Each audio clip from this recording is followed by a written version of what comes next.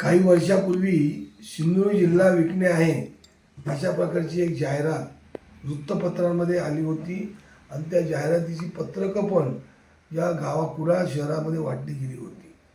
ती जाहिरात देणारे तत्कालीन शिवसेनेचे जिल्हाप्रमुख सन्माननीय काही डी देसाई हे होते.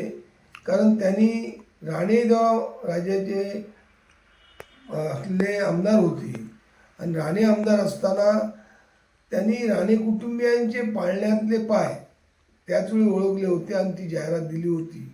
ती परिस्थिती आज राणे कुटुंबीय सिंधू जिल्ह्यावरती अशा प्रकारचा प्रयत्न करत आहे.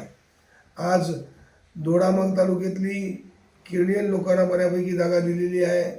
त्याचबरोबर आता दोडामार्ग, वेंगुर्ला, सावंतवाडी, देवगडपर्यंत, देवगड, मालवण आणि कुडाळपर्यंत जागा दिल्लीच्या लोकांना देऊन परप्रांतीय लोकांना जमिनी आज त्या ठिकाणी मोठ्या प्रमाणात खरेदी केलेल्या आहेत.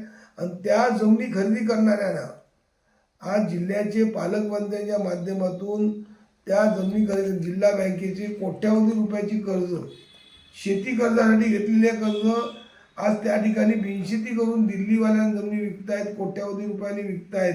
जमिनी घ्यायच्याला कवडी मोलाने शेतकऱ्यांकडून आणि मोठ्या चढ्या किमतीने जमिनी विकायच्या त्याला जिल्हा बँक आता कर्ज देते आणि हे कर्ज देण्यासाठी जिल्ह्याचे पालकमंत्रीच पुढाकार घेत आहेत. त्यानंतर आज आजगाव, दाकोरा ह्या पंचक्रोशीमधली जागा जिंदालला देण्याचा प्रयत्न केलेला आहे. म्हणजे जिंदालला देण्याचं पालकमंत्र्यांनी किती सांगितलं मी रद्द करून आणतो, तर पालकमंत्र्यांनी ती रद्द ह्या येत्या अधिवेशनात करून आणून दाखवावी. कारण पालकमंत्र्यांच्या हातात ते राहिलेलं नाही आहे. जिंदाल त्याचबरोबर ज्या असलेल्या अडाणीला अणुऊर्जा प्रकल्प देवगडमधला दिलेला आहे.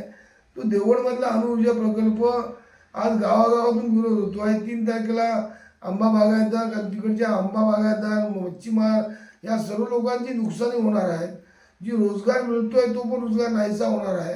आणि त्यामुळे या जमिनी घेण्याचा प्रयत्न या अशा लोकांकडून चाललेला आहे. त्याला सरकार आणि सरकारचे असलेले प्रतिनिधी पूर्णतः पाठिंबा देत आहेत.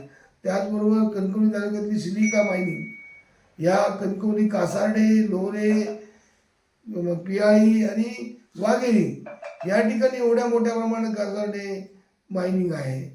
कळणे, साटेली, बेडशी या ठिकाणच्या असल्या मायनिंग जे आहेत. म्हणजे जिल्ह्याचं विद्रुपीकरण करणे, जिल्ह्याचं सौंदर्य नष्ट करणे, जिल्ह्याला असलेला जे निसर्ग लाभलेला आहे तो नष्ट करणे आणि जिल्ह्यातला विकास करणे. कोकण पण टिकून ठेवायचं नाही आणि दुसऱ्या बाजूने पर्यटन म्हणून सांगायचं. पर्यटक काय ह्या असलेल्या मायनिंग, अणुऊर्जा प्रकल्प आणि ह्या सर्व गोष्टी बघायला येणार आहेत का? पण ते पर्यटकांचा विचार न करता पर्यटन दुसऱ्या नावासाठी सांगितलं जातं, पण प्रत्यक्ष त्या ठिकाणी केली जात नाही. आणि म्हणूनच तत्कालीन जिल्हा प्रमुख डी देसाई यांनी या प्रकारची जाहिरात देऊन आता ती आम्हाला जाहिरात लोकांना पटू लागलेली आहे की राणे कुटुंबीय आता संपूर्ण जिल्हा विकण्याचा प्रयत्न करत आहेत. जिल्हा परप्रांतीयांच्या घशात घालण्याचा प्रयत्न करत आहेत आणि सिंधू जिल्हावासियांना पोरकं करायचं, सिंधू जिल्ह्यावासियांचा तोंडचा घास काढून घ्यायचा आणि जिल्ह्याचं कोकण पण जे आहे ते कोकण नष्ट करायचं. जे सत्ताधारी पक्षाला वाटतं आहे की कोकण पूर्ण नष्ट करायचं, कारण कोकणावरती आतापर्यंत जवळ 28 औष्णिक आणि अणुऊर्जा प्रकल्प आणण्याचा प्रयत्न चालू आहे.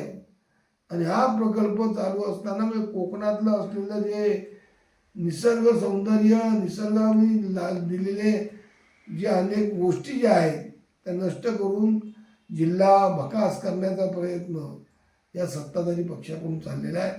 त्याला मात्र शिवसेना ही सातत्याने लोकांबरोबर राहून विरोध करणार आहे.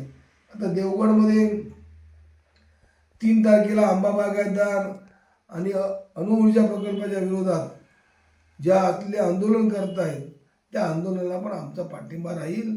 आणि जे याला करतील, विरोध करतील, त्या विरोध करणाऱ्या शेतकऱ्यांबरोबर, नागरिकांबरोबर शिवसेना कायमस्वरूपी राहणार आहे. त्यामुळे शेतकऱ्यांनी घाबरून जाऊ नये. अशाच प्रकारचे विमानतळाला पण 200 हेक्टरचे ते 933 हेक्टर जो असलेला सीवर्ल्ड प्रकल्प सांगतायत, त्या सीवर्ल्ड प्रकल्पाला जिथे 200 एकर तिथे 1900 हेक्टर जमिनीवर त्या तिकडच्या जमिनी कोणी घेतल्यात ही पण माहिती घेण्याची गरज आहे. आणि त्या जमिनीसाठी ह्या मोठ्या जमिनी आरक्षित करून ठेवणे हे राणे कुटुंबियांनी आतापर्यंत काम केलं आहे. त्या राणे कुटुंबियांना जनतेने आता लक्षात ठेवलं पाहिजे की आपल्यामध्ये अशा पद्धतीने होत असेल तर आपला निर्णय आपल्यालाच करावा लागेल, आपल्यालाच विरोध करावा लागेल. त्या विरोधासाठी प्रत्येकाने आपल्या भविष्य पिढीसाठी ज्या तुमच्या आजापंजांनी लावलेली झाडं, ज्या आजापंजांनी ठेवलेले सौंदर्य हे टिकवण्यासाठी आता तरुणांना पण आणि जनतेला रस्त्यावर उतरावं लागेल. रस्त्यावर उतरून याचा विरोध करण्यासाठी आम्ही तुमच्यासोबत असू, शिवसेना तुमच्यासोबत असेल या अशी खात्री या माध्यमातून आम्ही देत आहोत.